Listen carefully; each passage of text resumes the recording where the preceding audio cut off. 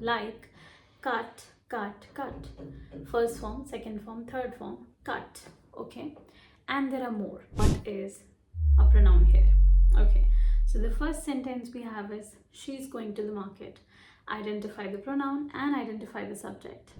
And that is why this part gets a bit more complicated. So stay tuned because we are understanding verb in the deeper manner by understanding its types. Welcome to Uninterrupted,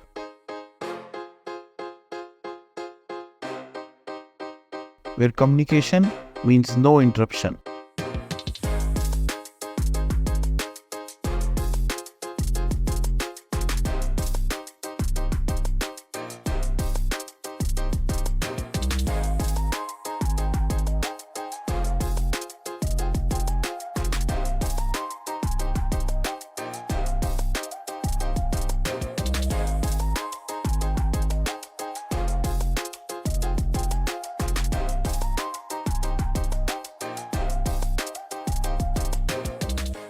Hello. Welcome to lesson 3 of grammar course. So I hope by now you have understood everything about subject and object, and I hope that you have practiced subject and object clearly, because I have one more pronoun to be discussed with you. But I wanted to tell you all about subject and object because you need that to understand this type of pronoun. So don't worry, this is easiest, or I would say one easy type of pronoun, and we name it as reflexive pronoun. Let me repeat, reflexive pronoun. Reflexive pronouns is like reflex action. It's like the action is coming back to you. So that is what the pronoun is. So you understand subject and object, right? So when subject and object are same, or when the subject is performing the action or on itself, that is what reflexive pronoun is. Let me give you an example. I trust myself. I'm the subject and I'm the object here. Or I am the subject and I'm doing action on myself, right? So I trust myself. She is working on herself. So all such kind of sentences are, or such kind of words like myself, herself, oneself, himself, themselves, or themselves, ourselves, all of these are reflexive pronouns. I did not tell you because you need to understand subject and object to understand this type of pronoun. All right. Now you know the pronouns. Let me give you certain sentences also so that you can practice these. Okay. And what you have to do, you have to identify what is a pronoun here. Okay. So the first sentence we have is she's going to the market. Identify the pronoun and identify the subject. Okay, she, because she's performing the action and she's the pronoun, right? Second is, that book is mine. I'm not telling you the answer, I identify it. Third is, he made it himself. Identify the answer on your own. Which pronoun is which word, all right? Those are my favorite cookies. Identify which is pronoun and which type of pronoun is there in this sentence. Last sentence for you is, who is going there? Okay, so that is a homework. You have to identify the pronouns and the type of pronouns from these sentences. Okay. Now we have successfully completed 2 parts of speech, that is noun and pronoun. I hope you're clear with these because now we are moving towards a bit harder section of grammar, or I would say a section that we sometimes fear, right? But after these lessons, you will not fear this part of parts of speech. So now the parts of speech that I would like to discuss with you is verb. This is the most important parts of speech, literally the most important parts of speech. Why? And this is everything in grammar. Like verb, without verb, grammar is not possible. And I'm not even exaggerating. Let me tell you a fact, because we are learning facts in between the lessons. So no sentence is possible in English without a verb. It's not possible. You can pause the video, you can think about sentences, you can try to form a sentence. You will not be able to complete a correct sentence without using a verb in it. Okay, so that is the reason verb is the most important part of grammar and the most important parts of speech. Okay, so what is a verb? how will you identify or how will you define a verb? It is simply an action. I would say that, okay, you're listening, so that is an action. I'm speaking, that is an action. I'm, watching something, that is an action. I am singing, that is an action. I'm, using these gestures, that is an action. Sitting is also an action. I'm sitting right now. Breathing, that is an action. So everything that I'm doing is an action, right? So an action is a verb. A verb is an action.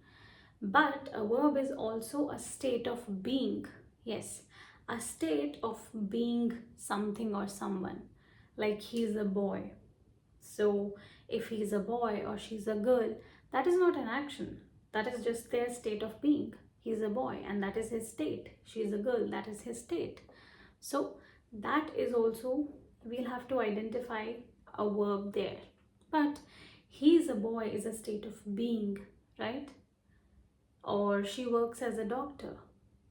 So something that is a state of being or an action, that is how we'll identify a verb.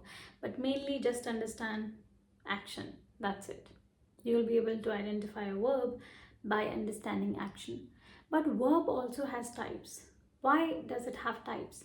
Because as I told you that you can never form a sentence without using verb, so it is not always action, because not every sentence is full of actions, right? I say that, okay, I'm a girl. What is the action here? Nothing. But still there's a verb here. Is a verb. And that is why we need types of verbs. That is why we need to understand that what are the verbs other than these action words. But what are action verbs? What are action words? Sitting, eating, laughing, dancing, all of these are action words. But there are more words that are also verbs. And that is why this part gets a bit more complicated. So stay tuned, because we are understanding verb in the deeper manner by understanding its types. From all the types of verb, the first type is action verb. Yes. So as the name suggests, and we have already talked about it a bit, it is everything, every action that is performed by a subject. It can be a physical action, it can also be a mental action, right? Like thinking, even thinking is an action, but it is a mental action.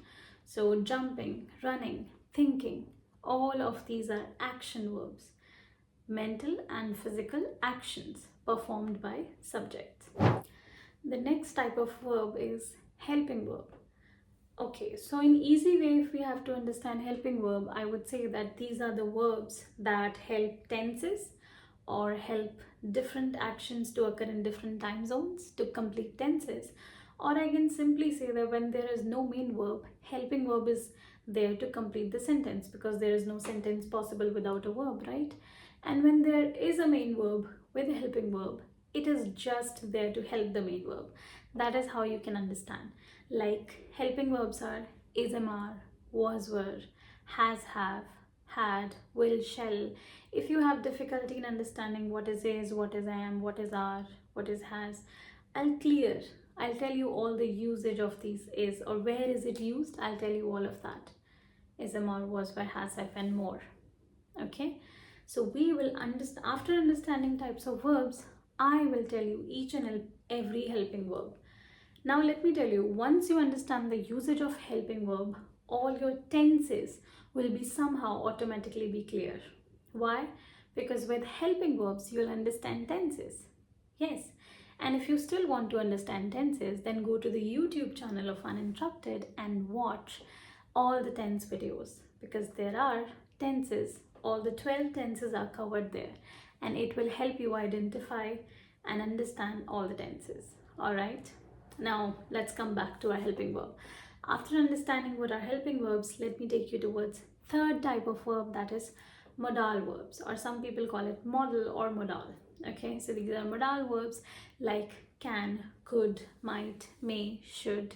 All of these are modal verbs, and even more. So if we understand by defining, I would say modal verb is basically a type of verb that is, expressing possibility or expressing ability of something. Like it is can is ability, possibility, can, could, may, might, should.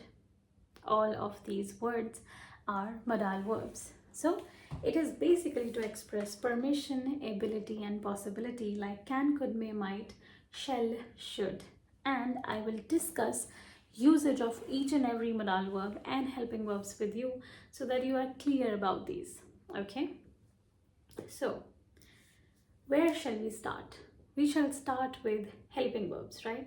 But before starting with the main concept of verbs, that is helping verbs, or I would say something that is connected with tenses, I want to tell you something more about verbs.